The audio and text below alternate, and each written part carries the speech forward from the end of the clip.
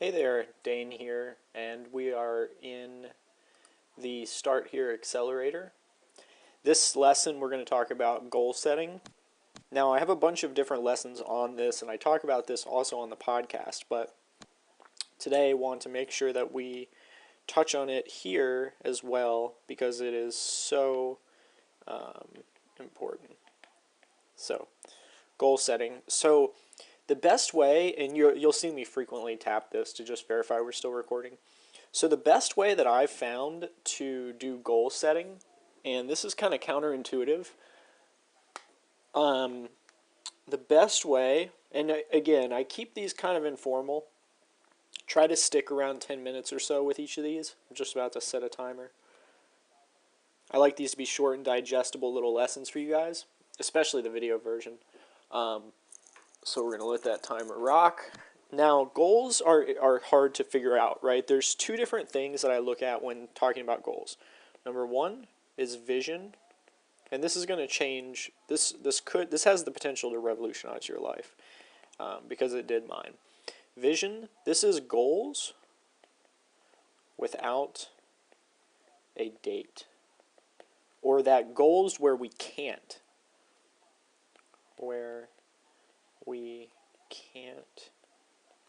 put a date. And then goals are realistic, short-term, measurable, right? Now this is a common problem with people. Most people have these mixed up. So let's just give some examples, right? So a vision might be like, I want to make $100 million.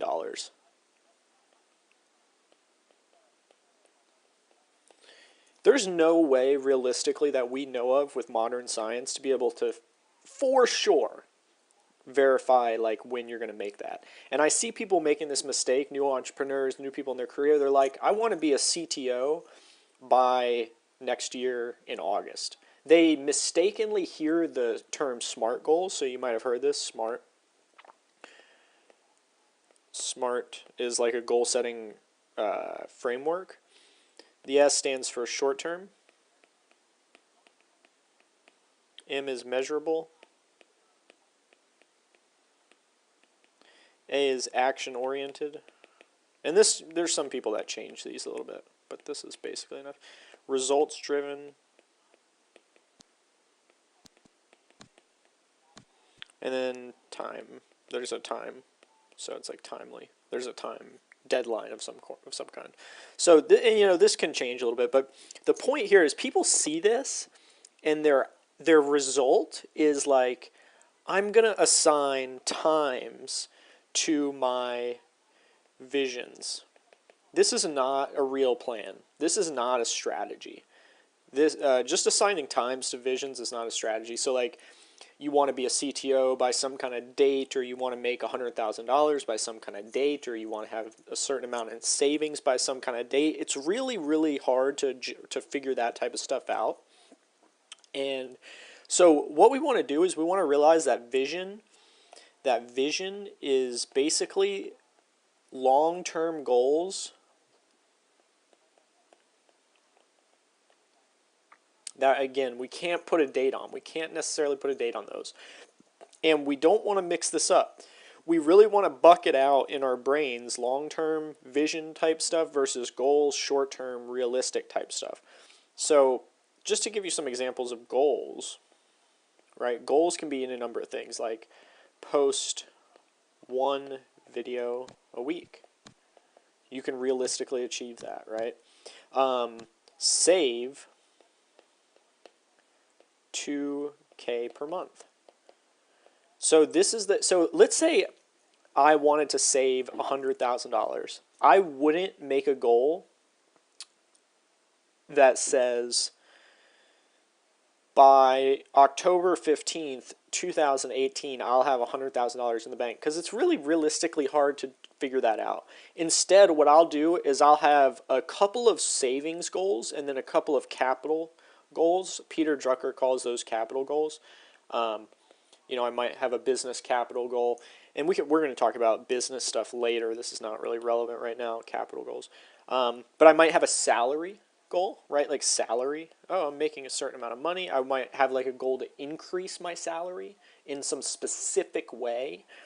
But I'm not going to set a goal that's like so crazy out there that I can't realistically achieve. So again, a lot of people make this mistake. You have to be very careful not to avoid this sort of confusion mixing these two up right here. You don't want to mix these two up. A lot of people do this. So again, goals, try to make them look like this. They're short term, measurable, action, results driven, timely. You know, a good goal is I want to go to the gym 3 times per week. I want to learn one new programming language in 2017. If you know that the goals stack up like this, so like here's your vision way up here. What you need to be able to do is say, okay, well, my vision is to be a CTO. Okay, great. Well, a CTO knows like 3 or, usually between 5 to 10 languages. In fact, you should survey CTOs to find out exactly how many they know. Like let's just pretend though that you have some survey data and you say to yourself, okay, so CTOs make about 200 grand a year. That's something I really want. I love the impact, the team leadership. So what do CTOs know? Well, let's just break it down. They know about manage. They know about programming.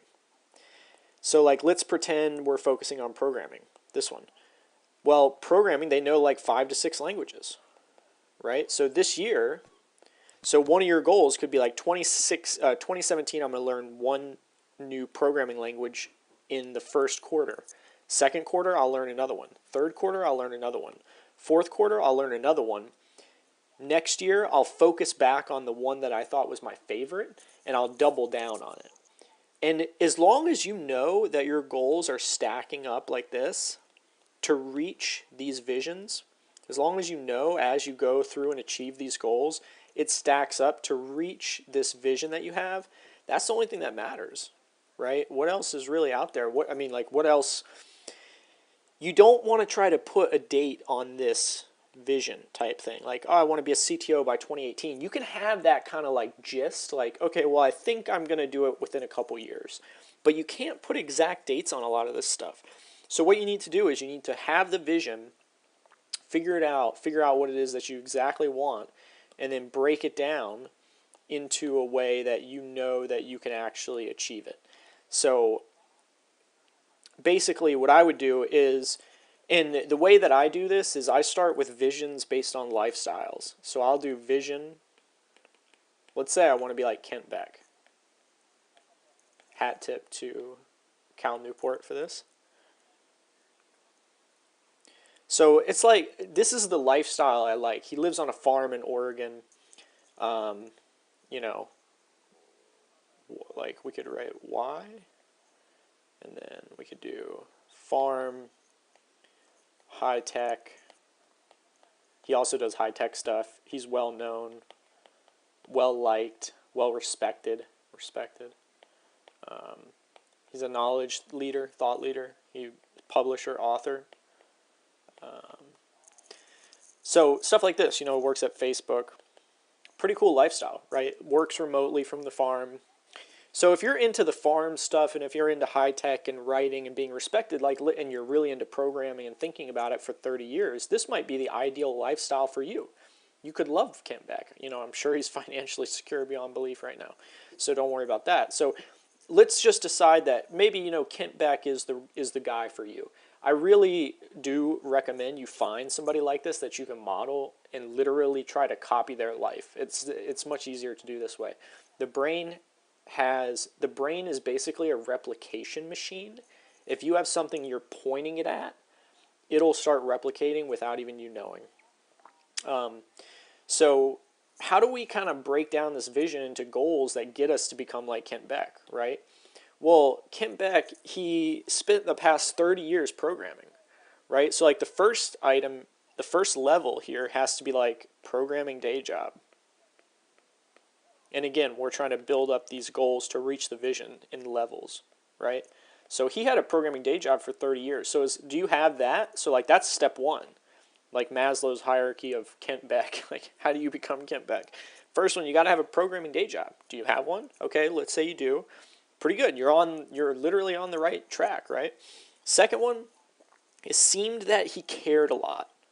He cared a lot about code. And this caused him to write books. Write books and collab. This caused him to be well known. Or status. This gave him some status. And then this status reinforced what he was able to do, and it opened new doors for him. So he seized new opportunities. Like working at Facebook and other high-tech startups. He could have stopped working after the 90s, but he changed and iterated over time. Oh, it's already been 10 minutes. Wow. That was fast. So I'm almost done here. We're going to wrap it up in just a minute. So he seized those new opportunities, and then what did he do? Well, he kept writing. So he kept thought leadering, right, through his various publications and Twitter and so forth. And now he's this amazing human. So now it's like amazing life. You know, he's got an amazing family. It's like if you just do these steps, if you just have a programming day job for 30 years, you care a lot, you write books and collaborate, you become well known, you have status from that. Reinforces. Self-reinforcing loop. You seize the new opportunities. You continue thought leadering. You have an amazing life. So the gist here that I'm trying to portray, and this is very high level and kind of on the fly, you want to do it more you want to be more diligent. You want to do more due diligence on him. You know, you want to follow his life and so forth. Now, this is a great framework, though. So this is kind of the framework that you're going to go through when you try to break down the lifestyle that you want into the goals that you have. So a couple of takeaways from this video. And I want you to spend some time on this, but then leave a comment below on what actually it is that you're doing, right? So the first one is pick a person you say that you want to live their life. Wow, this grammar is horrible. I think that would be where. Pick a person where you want to live their life. I don't freaking know. So let's just put a little M dash there. Okay, pick a person. You want to live their life. So pick somebody, some hero of yours in programming, and you want to see what it's like to be them. You want to research them, find some hero of yours. It doesn't have to be in programming. It could be in whatever field you're in. It could be outside your field, a business owner, Mark Cuban, Elon Musk. Pick somebody that you want to live their life and be very diligent. You don't necessarily want to live Elon Musk's life. I can tell you that right now. You want the fame and the status that he has, but day to day, 5 kids, been through so many marriages, extremely stress-oriented guy. It's not necessarily the best life in the world. It will be remembered as one of the greatest he will be remembered as one of the greatest human beings of all time, likely. But you don't necessarily want to live his life. Right? So find somebody that you love their life. Like, oh, you know, I love Mark Cuban's life. He's going on Shark Tank. He does a little media. He's still behind the scenes doing business stuff. He's making deals. He's very persuasive. He reads a lot. He's got billions of dollars. He owns a basketball team. Like, whatever it is for you that is your passion, like, oh, I want to be like Gary Vaynerchuk. I want to run an 800-person, $150 million a year company. Like, or whatever it is for you. Right? Whatever it is for you, pick that person. Really do a lot of due diligence in this phase. You really have to spend the time and find out who this person is. Then leave a comment below with the name of the person. And again, nobody else can see your comments. This is just between you and me.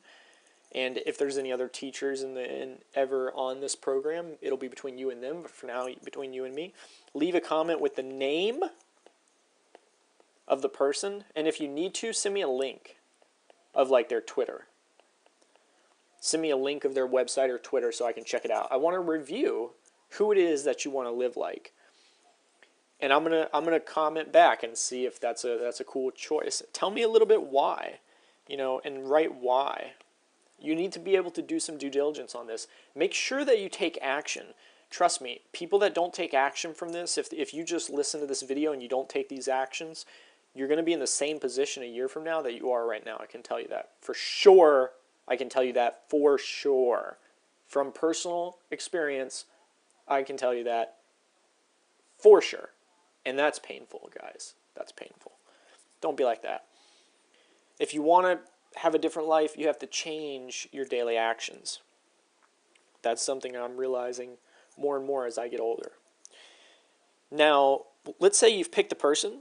You've really thought about it. You've looked at all these programmers. You looked at business owners. You've tried to remember in your past who had a cool life. Like, who is it? A sports guy? Is it a business guy? Is it a programmer? Like, who's got a cool life? Is it the CEO of this company, the CTO of Spotify, the CEO of Microsoft? Like, who is it that you like a lot? Steve Ballmer, your guy? Like, Steve Jobs, your guy? Like, really think about their life. Like, you don't necessarily want to be Steve Jobs, probably. You don't want to live his life. You want to be remembered like he is, but you don't necessarily want to live his life. A lot of turmoil in his life. The focus is here. You would want to live their life. This is the focus. You don't necessarily want to be George Soros or some billionaire just because of the money. You have to pick this based on if you would want to live their life. This can also be a YouTuber. I know a lot of people are like this. Check it out. If you want to be living the life of like traveling around a lot, follow all these like new age vloggers on YouTube, travel vloggers. They're all living that life. Put one of them down if that's truly your passion and put their name in. Put a link to their YouTube. You can get outside the box here, guys. You don't have to be like, well, I'm a programmer, so therefore I have to specify a CTO. Like, no. If you're a programmer, but you want to, in 5 years, be traveling the world, hacking on the computer, like, a couple hours a day, but mostly just kind of enjoying life, like, put somebody that has that life now, even if they don't have the computer part. If it's a travel vlogger, put that. If it's Casey Neistat, put that. Whatever it is that you would want to live their life. And it's very important, again, that you do this. It's so important. Trust me. Now, you've picked a person. You've left a comment as to what is going on here. 3, you need to be aware that this person's lifestyle, so this person's lifestyle is now your vision.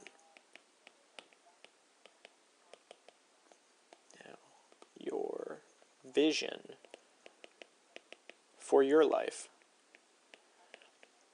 You need to have weekly sessions where you research this person, probably daily even. You need to follow them on all social media. You need to have separate lists where you can look at only what they're doing. And I have a bank of people like this. So eventually you'll build up a bank of lifestyles that you want to replicate. That's the best way to get here. Now you've got this. This is your vision. So this is your vision. Boom. This person. So now, and we're going to talk about goals again in a bunch of different videos. So don't be super stressed out about this. But you do need to do step 4, which is the hardest step. And I'm going to allow you to continue commenting. Like, you can comment this here. Comment this one, and then you're going to comment this one too. Now, this is the goals to have their life, right? So how do you have the goal? What goals do you need to have the lifestyle of a Casey Neistat. Well, he recorded video for such and such amount of years. Or a travel person, like, okay, well, if you want to travel a lot in some years, that is your vision. Well, what you need to do now is have some kind of financial liquidity to be able to do that. And you also need to have the mental freedom and the mental capacity to be able to do that kind of travel safely. You might need to, so basically you just have a list of goals, right? And I think you kind of get it. So you have a list of goals that you've created. Go ahead and make a list.